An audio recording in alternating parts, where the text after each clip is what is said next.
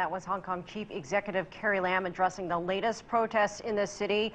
Some big points out of this news conference. She said her top priority is to end the violence in Hong Kong and revealed a new dialogue office for residents to discuss their views and concerns to Hong Kong. That'll start next week. That's all for now here in Washington. Let's send it down to my colleague Lee Dong-ning in Beijing with more on that. Thank you very much, Elaine. Thank you very much indeed for the press conference coverage. We are now joined by our guest Lawrence Ma in Hong Kong for more in-depth discussion about what Carrie Lam just said. Hello there, Lawrence. Well, first of all, this whole presser by Carrie Lam focused on the dialogue platform that is going to start very soon, probably next week. Citizens of Hong Kong will be invited to discuss their main problems. So at the moment, what are the most sticking or most deeply seated problems for Hong Kong people?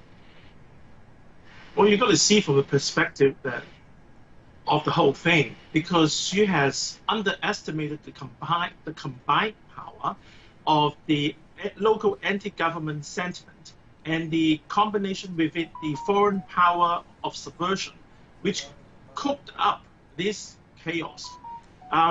Emotionally, she was very depressed to face the media, the public, and the citizens in Hong Kong to deal with the situation, particularly in June, July, and a good part of August. Now she's doing the right job because of micromanaging Hong Kong by at least stepping out now to face and to speak to the people and to have a dialogue, a full frontal dialogue with almost as possible, every citizen that you can get contact with, which is a very good sign for Hong Kong. Well, Mr. Ma, Carrie Lam just said that this dialogue platform is going to be sustainable. It's going to be a long-term action. Then the dialogue platform is going to kick off very soon.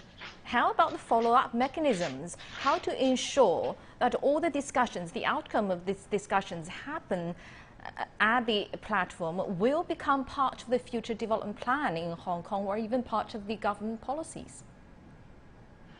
I think that the dialogue is very much so a mechanism for people to ventilate their views of their dissatisfaction. But I would say that the Hong Kong government is not blind to all these demands. And many of the demands are very well known, like shortage of land, as she said.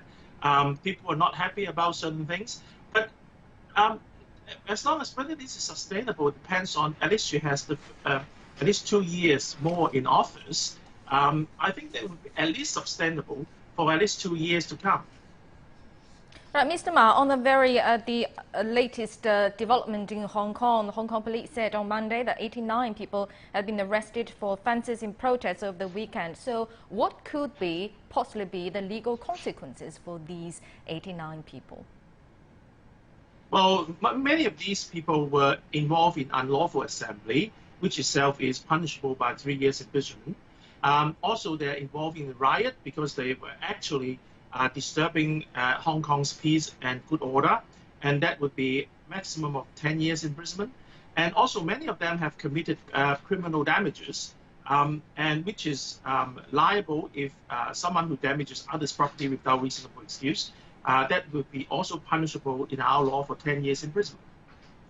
Well, Mr. Ma, last but not the least, talking about the police behaviours, which was part of the question of one of the reporters at the presser just now, she even used brutality to describe the police actions. So you are in Hong Kong. According to your observations and your understanding in the city, how do you evaluate the performance of the police officers in Hong Kong?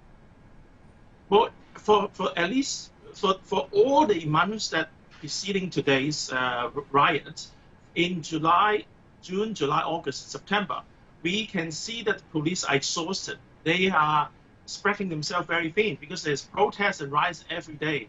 And the police has been very reserved in use of their powers. In fact, police were actually condemned by a large section of the community for not taking or using sufficient force to combat violence.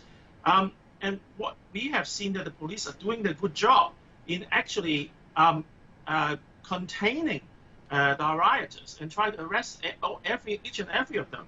And only until the very blink of their risk of life, they would withdraw their guns and at most fire the guns fire a bullet to the air. So we consider that the Hong Kong police is, as compared with other international police of other countries in the world, they are much more restrained than many of them when confronting with these sort of riots. Thank you very much, Lawrence Ma, a barrister and the chairman of the Hong Kong Legal Exchange Foundation. Thank you very much for your insight.